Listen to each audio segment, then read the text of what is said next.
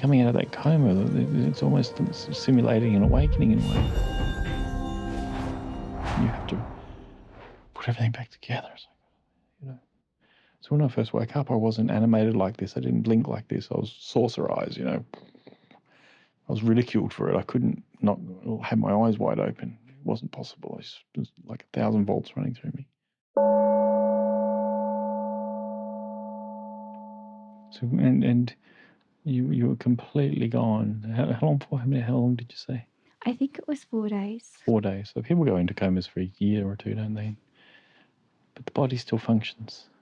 Blood pumps, the heart pumps, the DNA is repairing itself, etc., etc., etc. What have we got to do with it? Like, separately, like, what have you got to do with all of that functioning?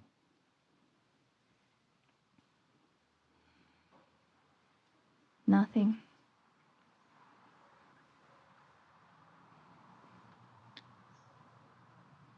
And there was nothing there. You came back and it was my body, my life, my name. Or you had to recollect all that, didn't you? That had to get recollected. Everything was gone.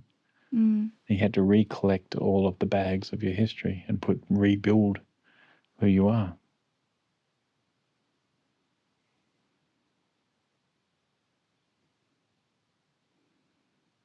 Right? It was forgotten because it's of the mind, isn't it? It wasn't an immediate wake up and knowing exactly what's going on. It's not innately you. It's a collection.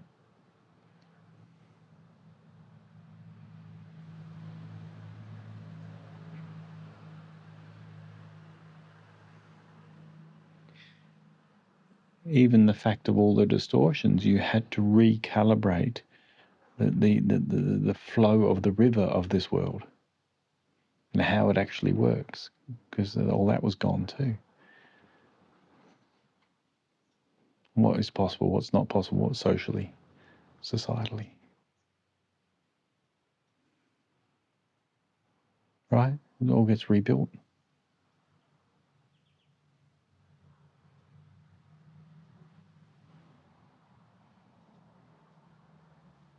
So it's a little bit like the awakening process. When you first wake up, it's like everything's destroyed. It's all blown apart. Everything you thought you were is gone.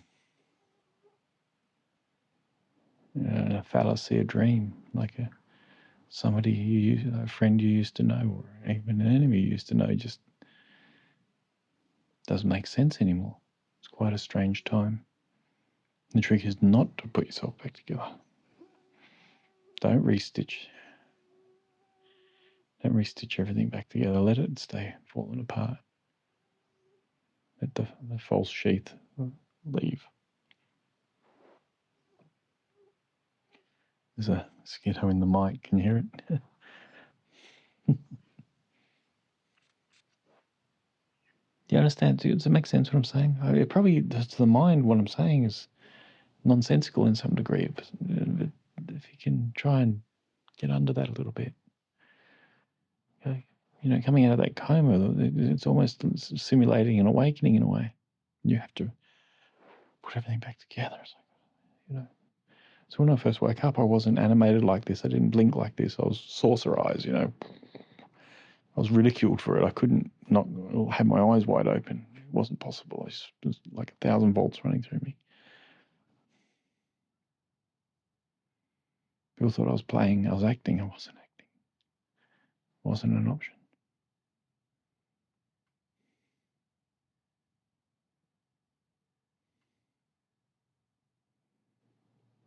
And I was gone. It was very strange.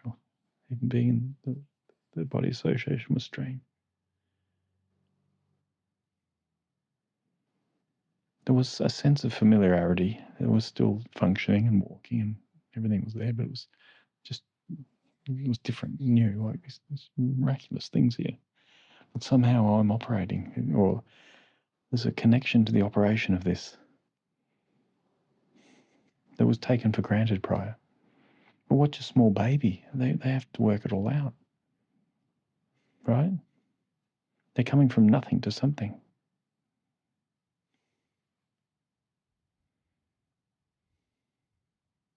takes them quite a while to work it all out. And it gets automated and natural, and it just happens, and then they're running. There's no consideration of the mechanics of putting that together, the practice, the sheer amount of practice that went into that.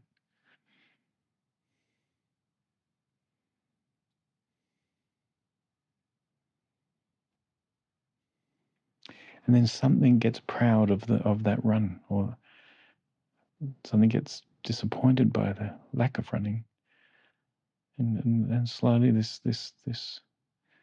etherical side hustle or shadow incorporates and separates, starts judging and comparing, and you're taught to compete. So you got to, in that coma, you disappeared, but there's something still here.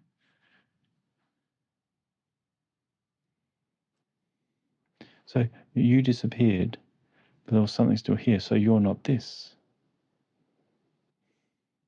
Makes sense? And you're not the thing you thought you were.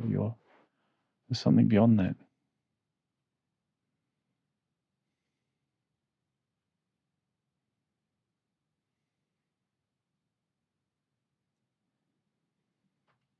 So, like Nisargadatta says, two chemicals meet and the world appears.